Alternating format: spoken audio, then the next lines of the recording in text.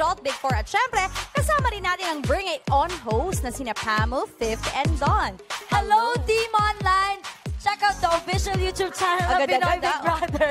Yes, ako hanapin nyo na ang Pinoy Big Brother account at i-click nyo lang ang live stream link. Tama yan. Pero ngayon, tanungin naman natin si Lou at saka si Yam Yam.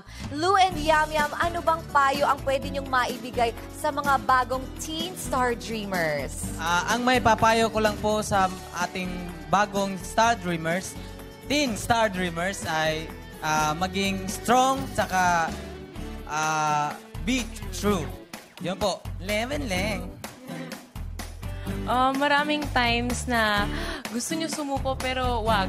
Talagang alalahanin nyo lang kung bakit kayo nandito, yung rason, and pray lagi. Kasi siya lang talagang masasandalan na.